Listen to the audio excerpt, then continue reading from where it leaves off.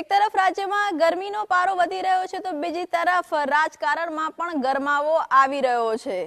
પરિવર્તન અને પુનરાવર્તન વચ્ચેની લડાઈમાં તમામ ઉમેદવારો અને પક્ષોએ પ્રચારમાં એડી ચોટીનું જોર લગાવ્યું છે। ત્યારે આ જનતાના દરબારમાં કોની થશે જીત અને કોની થશે હાર? જનતાના કયા છે સવાલ અને તેની સામે પક્ષ હોય કે ઉમેદવાર તેમના કેવા છે પ્રચાર? રાજનીતિના આ રણસંગ્રામમાં કોણ ઉતરશે પરીક્ષાને આર પાર? અમે તમને જણાવીશું, કેમ કે આ છે સત્તાનો સવાલ। નમસ્કાર, હું છું કિંજલ અને આપ મારી સાથે જોઈ રહ્યા છો વિશેષ રજૂઆત સત્તાનો સવાલ। સત્તાના સવાલમાં આજે એક એવા નેતા સાથે સંવાદ કરીશું કે જે ગામડે ગામડે ફરીને એક અનોખો પ્રચાર કરી રહ્યા છે। જી હા, આજે આપણી સાથે ચર્ચામાં જોડાશે કેન્દ્રીય આરોગ્ય પ્રધાન મનસુખભાઈ માંડવિયા। મનસુખભાઈ, આપનું ખૂબ ખૂબ સ્વાગત છે। ધન્યવાદ। મનસુખભાઈ, ખૂબ જ બિઝી શેડ્યુલ છે, એની વચ્ચે પહેલાં તો આપે અમને સમય આપ્યો એની માટે આભાર। સવાલ આખો એ છે કે કેન્દ્રીય મંત્રી છો, આપ ધારો તો સભા કરી શકો છો, ધારો તો રોડ શો કરી શકો છો, પરંતુ આ તમામની વચ્ચે પોરબંદરની જનતાને મળવું ને એમાં પણ ગામડાની જનતાને મળવું, કયા કોન્સેપ્ટ સાથે આગળ વધી રહ્યા છો? હું મંત્રી પછી છું, પહેલા જનપ્રતિનિધિ છું। જી, લોકશાહીની અંદર હા, જનપ્રતિનિધિએ જનતાના વચ્ચે જવું એ બહુ આવશ્યક હોય છે।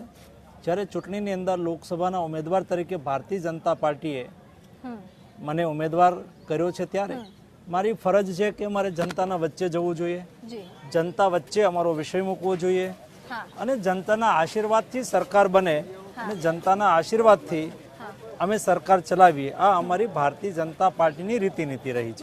મનસુખભાઈ, જ્યારથી સાંભળી રહી છું સવારથી તમામ લોકોની એક અપેક્ષા છે પોરબંદરવાસીઓની કે હવે કેન્દ્રીય આરોગ્ય મંત્રી અમારા સાંસદ બનવાના છે તો અમારા ઘણા જે બાકી કામો છે તે પૂરા થઈ જશે। તો એવી કઈને મનસુખભાઈએ પણ પોતે લીધી છે, એવા કયા સપના છે કે જે પોરબંદરની જનતાના અધૂરા છે અને આ પૂરા કરશો? જો લોકોની અપેક્ષાઓ હંમેશા રહેતી હોય છે અને જનપ્રતિનિધિને જ પોતાની વાત મૂકે ને। જી, અત્યાર સુધી રોડ, પાણી ને લાઇટ સુધી સરકારે વિકાસ પૂરો કરી અને એનાથી આગળ સરકાર કામ કરી રહી છે। જી, અમારું કામ છે સરકારની યોજનાઓનું સારી રીતે ઇમ્પ્લિમેન્ટેશન થાય, જી, જનતાની આકાંક્ષા અને અપેક્ષાઓને સમજીને એમને સરકાર સુધી લઈ જવાનું। એવા કોઈ પણ કામ હશે એ અમારી ફરજનો ભાગ બને, અમારે એ કામને હંમેશા પ્રાયોરિટી આપી અને સરકાર સુધી લઈ જવા જોઈએ। મનસુખભાઈ, ઘણા સવાલ છે પણ સફર પણ લાંબી છે, તો હવે સફર સાથે સંવાદ આપણે આપણો ચાલુ રાખીએ। ચાલો, ધન્યવાદ। મનસુખભાઈ, કેમ કે આપ પોરબંદરના ભાજપના આ વખતે ઉમેદવાર છો એટલે વાત પહેલા પોરબંદરની કરવી છે। લોકો સાથે વાત કરી ત્યારે ગેડ પંથકની જે સમસ્યાઓ હતી એ ઘણી લોકોએ વાત કરી, આશા પણ વ્યક્ત કરી કે અમારે મનસુખભાઈ પાસેથી આ કામ પ્રાથમિકતામાં કરાવવું છે। કોઈ રોડ મેપ તૈયાર કરાયો છે? રોડ મેપ તો હવે પછી થશે, પરંતુ મારા પ્રવાસ દરમિયાન એ સ્વાભાવિક તौर પર એ વિષય મારી પાસે આવ્યો હોય। ગેડ પંથકની અંદર ચોમાસાની અંદર ઓજત નદીના પાણી ફરી વળે, પાણી ભરાઈ જાય, એવી સ્થિતિની અંદર એમનો એક પાક હોય એ પણ ઘણી વખત નિષ્ફળ જાય અને ખેડૂતો એક સિઝનથી પોતાનું ગુજરાન ચલાવતા હોય, એમને સ્વાભાવિક તौर પર મુશ્કેલી થાય। એને લઈને નદીને ઊંડી ઉતારવાની એ લોકોની માંગણી છે, જેથી કરીને ફ્લડ ના આવે। અમારી જવાબદારી અને ફરજ છે કે અમે એ સમસ્યાનો ઉકેલ લાવવા માટે પ્રયાસ કરીએ। એવી રીતે ભૂતકાળના જનપ્રતિનિધિએ પણ પ્રયાસ કર્યો હતો અને 10 કરોડ રૂપિયા મંજૂર કરાવ્યા છે નદીને ઊંડી ઉતારવા માટે। એને આગળ ધપાવવાનું કામ એ સ્વાભાવિક તौर પર અમારી જિમ્મેદારીનો એક ભાગ હોઈ શકે। એવી જ રીતે આપણે ત્યાં ડાઇંગ ઇન્ડસ્ટ્રીઝ જેતપુરની અંદર છે, બહુ પોટેન્શિયલ છે, ઇન્ડસ્ટ્રીઝને ડબલ કઈ રીતે કરી શકાય। ધોરાજી ઉપલેટાની અંદર પ્લાસ્ટિક ઇન્ડસ્ટ્રીઝ છે, અને ઓર્ગેનાઇઝ વેમાં ડેવલપ કરીને પ્લાસ્ટિક પાર્ક જેવી સ્થિતિ ત્યાં નિર્માણ કરીએ તો એ ઇન્ડસ્ટ્રીઝને સારો એવો વેગ મળે। આ બધી સ્થાનિક એ લોકોની જરૂરિયાતો છે અને એ જે મિનિસ્ટર મારું એક્સપોઝર છે એ વિભાગમાં મેં કામ પણ કર્યું છે, એટલે હું સમજી શકું છું કે એમાં વધારે સારું કરવા માટે શું કરવું જોઈએ। ચોક્કસ કરીશું। જ્યારે લોકોની જ્યારે વાત થાય છે લોકો સાથે ત્યારે એવું કહે છે કે અમારી પાસે કેન્દ્રીય મંત્રી છે એટલે અહીંની જનતાએ તો માની લીધું છે કે આપ જીતશો પછી કેન્દ્રમાં નવી સરકાર બનશે ત્યાં આપ મંત્રી હશો। આપનું શું માનવું છે? અત્યારે તો હું સાંસદ તરીકે ચૂંટાવા જઈ રહ્યો છું હમ, અને એક લોકપ્રતિનિધિ તરીકે, મંત્રી તો પછીની વાત છે, હમ. પરંતુ લોકપ્રતિનિધિ તરીકે મારા ભાગમાં જે કામ આવે એ હું ચોક્કસ રીતે કરીશ. મનસુખભાઈ, પહેલી વખતે સંસદની અંદર વડાપ્રધાને આહવાન કર્યું, એક લક્ષ્યાંક મૂક્યો, 370 પાર કરવાનો એક લક્ષ્યાંક મૂક્યો. વિપક્ષ એવું કહે છે કે આ માત્ર હવાઈ વાતો છે. શું કહેશો આપ? વિપક્ષની હવાઈ થઈ છે, આપણે જોયું જ છે. હમ, મોદીજી જે કહે છે હમ, એ જનતાનો અવાજ બોલતા હોય છે. તમે જો એક સપ્તાહ એવું નહીં હોય, હમ, ઇલેક્શન હોય કે ના હોય, હમ. મોદીજીનો પ્રવાસ કોઈને કોઈ દેશના ભાગમાં ના થતો હોય. જી. એના પ્રવાસ દરમિયાન જનતાનો જે ધબકાર એમણે ઝીલ્યો હોય અને એના આધારે અમારી પાર્ટીની કાર્ય યોજના હમ, અને સરકારની સિદ્ધિઓ અને નરેન્દ્ર મોદીનો વિશ્વાસ, હમ, આ ત્રણ વસ્તુના આધાર ઉપર હું એટલું ચોક્કસ કહીશ કે ભારતીય જનતા પાર્ટી 370 પ્લસ અને એનડીએ 400 પ્લસ હમ. થી ફરીને એકવાર મોદીજીના નેતૃત્વમાં એનડીએની સરકાર બનશે. મનસુખભાઈ, એક સવાલ છે. ઘણા સમયથી આપની પાર્ટીમાં પણ ચર્ચા થતો હોય છે અને લોકોની વચ્ચે પણ ચર્ચા છે કે જ્યારે આપ એટલા અસ્વસ્થ છો કે 370 પ્લસ ભાજપમાં આવશે, એનડીએ 400 પાર થશે, તો પછી દિલ્હીથી લઈને ગુજરાત સુધી કોંગ્રેસના નેતાઓ હોય કે કાર્યકર્તાઓ હોય એમને કેમ ભાજપમાં લેવા પડે છે? પોલિટિકલ સંગઠન એમાં લોકોનું આવવું ને જવું એ સ્વાભાવિક છે. પરિવાર અમારો મોટો થાય છે. કોઈ વ્યક્તિ કોઈ પણ પોલિટિકલ પાર્ટીથી ભાજપમાં આવે છે એટલે ભાજપ જેવો બની જાય છે. એટલે એને આવે ગમે સ્થિતિમાં, ગમે તે પોઝિશનમાં, ગમે તે, પણ અંતે એ બની જાય છે ભાજપની રીતિ નીતિ પ્રણાલિકા અનુસાર. કોંગ્રેસનો એવો આક્ષેપ છે ખાસ કરીને કે જે પણ લોકો કોંગ્રેસમાંથી આવતા હોય છે, એ દિલ્હીની વાત કરો કે મહારાષ્ટ્રની વાત કરો કે પછી ગુજરાતની વાત કરો, તેમના પરના જે કેસ લાગ્યા હોય છે એ હટાવવા માટે અથવા તો કોઈ પણ પ્રકારના ડરના લીધે આ ભયની રાજનીતિ છે, ભય વિના પ્રીત નહીં, એવો કોંગ્રેસનો આક્ષેપ છે, વિપક્ષનો આક્ષેપ છે. શું કહેશો? એ તો કોંગ્રેસ છોડીને આવી રહ્યા છે ભાજપમાં, એમાં એમની નબળાઈ બતાવવાના બદલે એ આક્ષેપ પ્રત્યે આક્ષેપ કરી રહ્યા છે. એ લોકોએ વિચારવાનું એ છે કે શું કામ કોંગ્રેસ છોડીને એમના આગેવાનો ભાજપમાં આવી રહ્યા છે. એનું કારણ એને શોધવાનું છે. એમની કંઈક નબળાઈઓ છે, લોકોનો વિશ્વાસ ઘટી રહ્યો છે, એને એવી રીતે આકલન કરશે તો એનું ભલું થશે. ભાજપમાં જ્યારે પરિવાર મોટો થશે ત્યારે વિખવાદો વધશે એવું આપને લાગે છે? બિલકુલ નહીં. અમારી પાર્ટી એક અલગ પાર્ટી છે. અમારી પાર્ટી, એની રીતિ નીતિ, કાર્ય પદ્ધતિ, કાર્યકર્તાનું વર્ક કલ્ચર એક અલગ ટાઈપનું છે. અને એટલા માટે ભાજપની અંદર તમે જુઓ, ટિકિટ કેટલાય લોકોએ માગી હોય, પણ જેને ટિકિટ મળશે તો બધા લોકો કામે લાગી જશે. મનસુખભાઈ, તમે આજે આ વાત કરી છે ને એટલે મારે સવાલ પૂછવાની પણ ઈચ્છા થાય છે. ગુજરાતમાં આ ચોક્કસ જોવા મળ્યું છે કે જેને ટિકિટ અનેક લોકોએ માંગી હોય, પણ પછી જેને ટિકિટ મળે એની પાછળ ભાજપમાં કામ થતું હોય છે, પછી વિરોધના જે વમણ છે શાંત થઈ જતા હોય છે. ગુજરાતમાં પહેલી વખત એવું થયું કે ટિકિટોની જાહેરાત કર્યા બાદ વિરોધને લઈને બે જે ઉમેદવારો હતા એ બદલવા પડ્યા. ક્યાંક જે પાર્લામેન્ટરી બોર્ડથી ચૂક થઈ ગઈ કે વિરોધ એટલો વધારે હતો, ક્યાં નિર્ણય લેવો પડ્યો? નહીં, પાર્ટી ક્યારેક આ પણ પ્રકારના નિર્ણય કરતી હોય છે જેના ભાગરૂપે આ પણ નિર્ણય થયો હોય. સવાલ એ છે કાર્યકર્તાના કામનો, કાર્યકર્તાના, અને એક એકલોતી એવી પાર્ટી છે કે જેમાં કાર્યકર્તા પદ માટે પછી આવે છે, પેલા કામ માગે છે.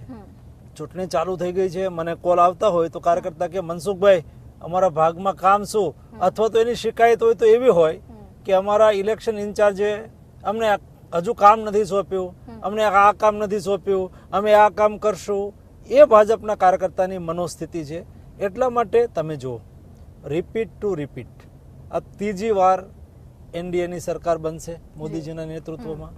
ગુજરાતની અંદર આટલા વર્ષોથી, એટલે કે આમ તો તમે વિચાર કરો તો છેલ્લું વોટ 85 ની અંદર ઇન્દિરાજીના મૃત્યુ પછીની જે ચૂંટણી આવી ત્યારે ગુજરાતની જનતાએ કોંગ્રેસને છેલ્લી વાર બહુમતી આપી.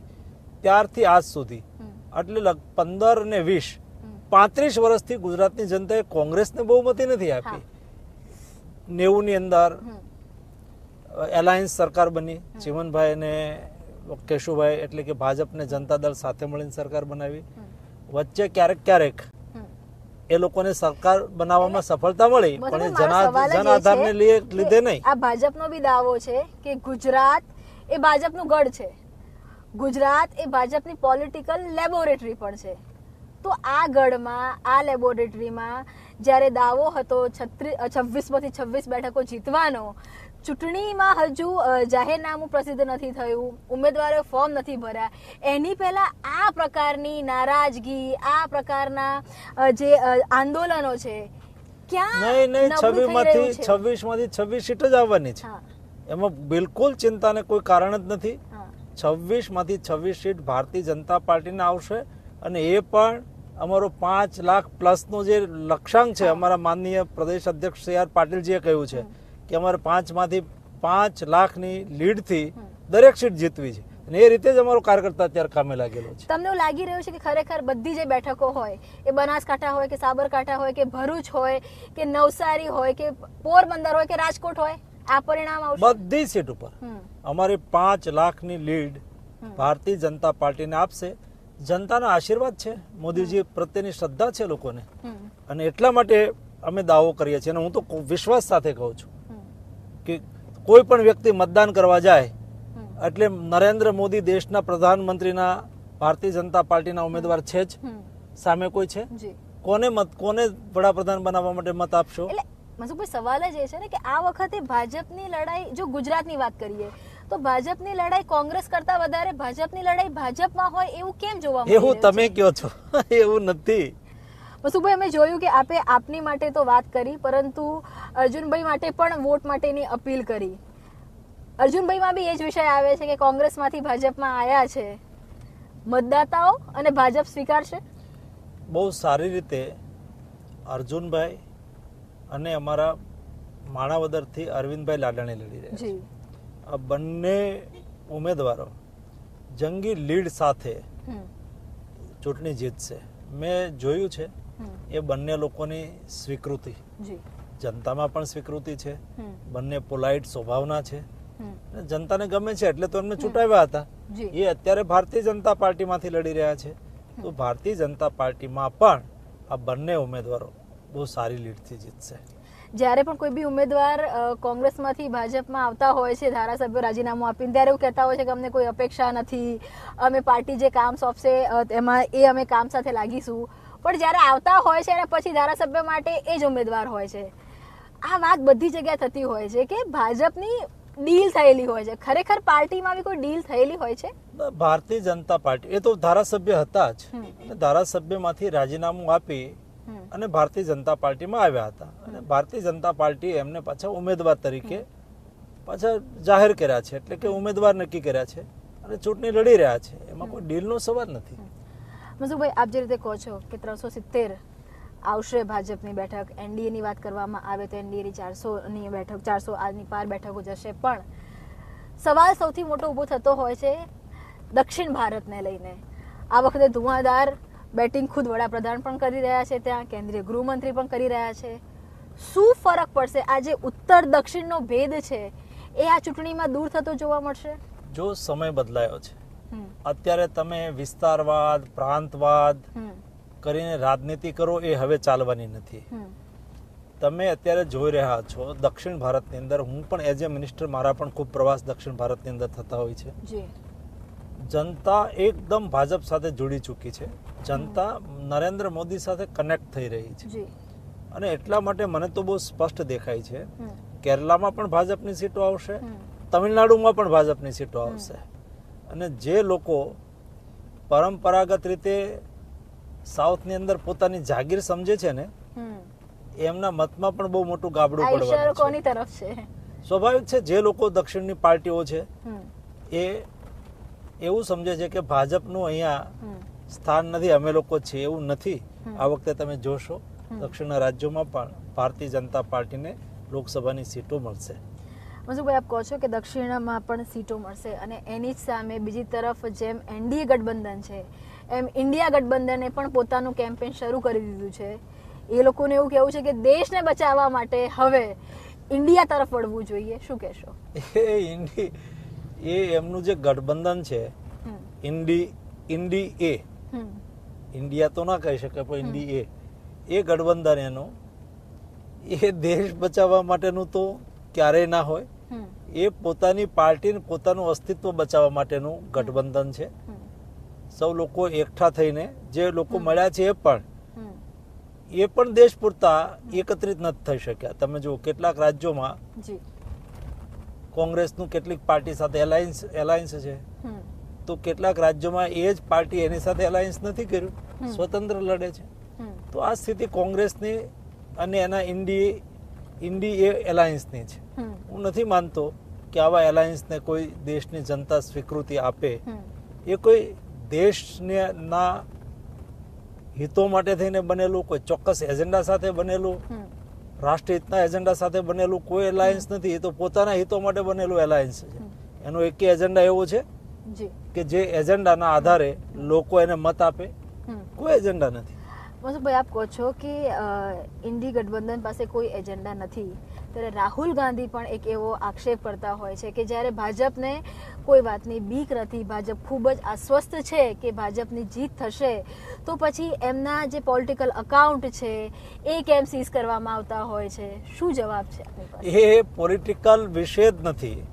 તમારા એકાઉન્ટમાં કઈ ખામી હોય અને એકાઉન્ટનો હિસાબ કિતાબ સરકાર પૂછે તો એ તો સ્વાભાવિક છે. હવે એમાં તમારી કોઈ ક્ષતિ આવે અને તમે એમ કહો કે અમને હેરાન કરે છે, અમને આ કરે છે.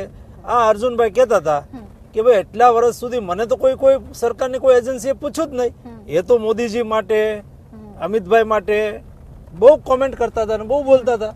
તો એ પોતે કહેતા હતા કદી જ એજન્સીઓએ અમને કોઈ ડિસ્ટર્બ નહીં કર્યા.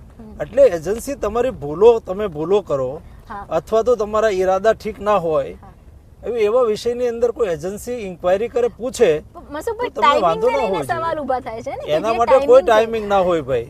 એના માટે એનો ટાઈમિંગ હંમેશા એટલે ઊભા કરતા હોય છે કે જ્યારે પણ ચૂંટણી આવતી હોય છે ત્યારે વિપક્ષના નેતાઓએ કરેલા જે પણ કાળા કારનામા છે, કોઈ પણ વ્યક્તિએ કરેલી જે પણ આરોપો હશે, જે પણ વસ્તુ હશે, તમામ જે હિસાબ છે ઇલેક્શન ટાઈમ પર સેટલ કરવામાં આવે છે. સત્તા પક્ષમાં જે પણ હોય આ ટૂલ કાયમ સત્તા પક્ષમાં વાપરવામાં આવે છે. એ અમારી સરકારમાં તો નહીં જ નહીં, બાકીની સરકારો પોલિટિકલ કારણોસર કરતી હશે. સતત ચાલતી રૂટીન પ્રોસેસ છે. એજન્સીઓના કામમાં અમારી સરકાર ક્યારેય હસ્તક્ષેપ નથી કરતી. પરંતુ જે લોકો આ એજન્સીઓ એના સુધી પહોંચે છે એટલે પોતાનો લૂલો બચાવ કરવા માટે થઈને એ સરકાર ઉપર નાખી દે, તો એમાં અમે તો શું કરીએ? તો કોર્ટમાં જાય જ છે બધા. કોર્ટ શું કામ જામીન નથી આપતી? તમને આપવા જોઈએ ને. કોર્ટ પર તો સવાલ નથી ઉભા થઈ રહ્યા, સવાલ માત્ર સરકાર ઉપર થઈ રહ્યા છે. તો પછી મનસુખભાઈ, જ્યારે વડાપ્રધાને 370 ની વાત કરી હતી ત્યારે એ વાત પણ કરી હતી કે આગામી સરકારમાં ખૂબ જ કઠોર નિર્ણય છે તે લેવામાં આવશે. અને આ વખતે જોવા પણ મળ્યું કે ઇલેક્શન દરમિયાન પણ કેબિનેટ મળી. અત્યારે પણ સરકારના કયા મહત્વના કામ છે કે જે ચાલી રહ્યા છે? સરકારના બધા જ કામ ચાલી રહ્યા છે. અમે જ્યાં સુધી નવી સરકાર ફોર્મ નહીં થાય ત્યાં સુધી જૂની સરકાર ફૂલ ફ્લેજની અંદર કામ કરી રહી છે. અમે પણ આજે પણ એઝ એ મિનિસ્ટર હું ઇલેક્શન કેમ્પેઇનમાં હોઉં તો પણ રોજ સવારે 1 કલાક માટે થઈને સરકારમાં ડાયરેક્શન આપતો, વિભાગને ડાયરેક્શન આપતો, ફાઇલ પણ કરતો હોઉં છું. સાંજે ડેઈલી ફાઇલ કરતો હોઉં છું. ઓનલાઈન ફાઇલ આવે, ફાઇલ જોઉં છું, સાઇન કરું છું. ફૂલ ફ્લેજમાં સરકાર ચાલી રહી છે અને ચલાવવી જ જોઈએ. મનસુખભાઈ, આપ આરોગ્ય મંત્રી એ સમયમાં બન્યા હતા કે જ્યારે દેશ કોરોનાના કપરા કાળમાં હતો. જો હવે વાત કરવામાં આવે મતદાતાઓની, તો આ સરકારના એવા કયા 4 કે 5 કામ હશે? ઓફકોર્સ મોદી ગેરંટીની વાત થઈ રહી છે, પરંતુ જ્યારે 5 કામ કે જે સીધા જનતાને અડતા હતા એ વાત કરવાની આવે તો મોદી ગેરંટીમાં અથવા ભાજપના જે કાર્ડ છે, પરફોર્મન્સ કાર્ડમાં કયા 5 મુદ્દા છે જે ખૂબ મહત્વના છે? જો સૌથી 5 મહત્વના મુદ્દા જે અમારી સરકારે કર્યા છે, એમાં એક સુદૃઢ વિદેશ નીતિ, એટલે કે દેશના નાગરિક અને દેશનું ગૌરવ વિશ્વની અંદર અત્યારે બન્યું છે. એનું કારણ છે સફળ વિદેશ નીતિ. બીજું કોવિડ મેનેજમેન્ટ. જ્યારે દુનિયા કોવિડની ક્રાઇસિસમાં હતી અને હું તો હેલ્થ મિનિસ્ટર તરીકે જોતો હતો, દુનિયા કહેતી હતી કે ભારતના મૃત્યુના આંક પર દુનિયાનો મૃત્યુ આંક નક્કી થશે. એના બદલે પોસ્ટ કોવિડ દુનિયા એવું કહી રહી છે કે ભારતે બેસ્ટ કોવિડ મેનેજમેન્ટ કર્યું. ત્રીજું, જીએસટી નું ઇમ્પ્લિમેન્ટેશન કરીને 1 નેશન 1 ટેક્સ લાવ્યા. જી ચોથું, આયુષ્માન ભારત યોજનાનું અમલીકરણ કરીને ભારતે 6 કરોડ લોકોને હેલ્થ સિક્યુરિટી 60 કરોડ લોકોને હેલ્થ સિક્યુરિટી આપી, 6 કરોડ લોકોનો ઈલાજ કર્યો અને દેશની અંદર 80 કરોડ લોકોને છેલ્લા 3 વર્ષથી દરેક વ્યક્તિને 80 કરોડ વ્યક્તિઓને દર મહિને 5 કિલો મુફ્ત અનાજની યોજના ચાલી રહી છે. આજે આત્મનિર્ભર ભારત જી નું દેશમાં કેમ્પેન ચાલી રહ્યું છે. દેશ આત્મનિર્ભરતા તરફ આગળ વધી રહ્યો છે. આ 5-7 મુદ્દા છે, એ મહત્વના મુદ્દા છે જેને લઈને લોકોમાં સેટિસ્ફેક્શન છે. મનસુખભાઈ, આગળના બી વિઝનની વાત કરીએ, કેમ કે આપની સરકાર તો 2047ના વિઝનની વાત કરતી હોય છે. આગામી 5 વર્ષમાં એવો કયો બદલાવ છે કે જે દેશમાં જોવા મળશે જો એનડીએની સરકાર બને છે? એ તમે જોજો ને. કોઈ રોડ મેપ તૈયાર કરવામાં બહુ આવ્યો છે? સરસ રોડ મેપ તૈયાર છે. હા. મોદીજી એના મોઢેથી જ કહેશે. મનસુખભાઈ નો રોલ આગામી સરકારમાં શું હશે? એ મારે જ નક્કી કરવાનું જ ના હોય, એ તો મોદીજીએ નક્કી કરવાનું હોય. મોદી ગેરંટીની વાત બધી જગ્યાએ થઈ રહી છે. મોદી મેજિક અને મોદી ગેરંટી સાથે કયો બદલાવ છે એ આગામી સમયમાં આપને લાગે છે કે આ જનતાને જોવા મળશે? જનતાની આકાંક્ષા અને અપેક્ષા જે લોકોએ રાખી હતી એ બધી જ આકાંક્ષાઓ પૂરી થઈ. તમે જોવો છો, દેશ કહેતો હતો કે 370 હટી. દેશ કહેતો હતો કે અયોધ્યામાં રામ મંદિર બન્યું. દેશ કહેતો હતો દેશમાં જીએસટી આવ્યું. દેશ કહેતો હતો કે આતંકવાદ ઉપર ઘેરો ઘાત કરવામાં આવે, એટલે કે કઠોર એક્શન લેવામાં આવે. આવ્યા. નક્સલવાદ પર કઠોર હાથે કામ લેવામાં આવ્યું. જે કહ્યું હતું એ બધું જ કર્યું. એટલે ભવિષ્યની અંદર પણ દેશની આકાંક્ષાઓને પૂરી કરવા હાટુ અમે લોકો પ્રયાસ કરીશું. ધન્યવાદ અમારી સાથે વાત કરવા માટે મનસુખભાઈ. તો આ હતા કેન્દ્રીય આરોગ્ય પ્રધાન મનસુખભાઈ માંડવિયા. ખૂબ જ આશ્વસ્ત છે કે અત્યાર સુધી એનડીએ સરકારે જે કીધું છે અને ખાસ કરીને વડાપ્રધાન નરેન્દ્ર મોદીએ જે કીધું છે તે કર્યું છે અને આગામી સમયમાં પણ એક વિઝન સાથે આ સરકાર ચાલી રહી છે. વિપક્ષના તમામ જે આક્ષેપ છે તેને નકારવામાં આવી રહ્યા છે. ખૂબ જ સ્પષ્ટતાથી કહી રહ્યા છે કે આગામી સરકાર પણ એનડીએ બનાવશે.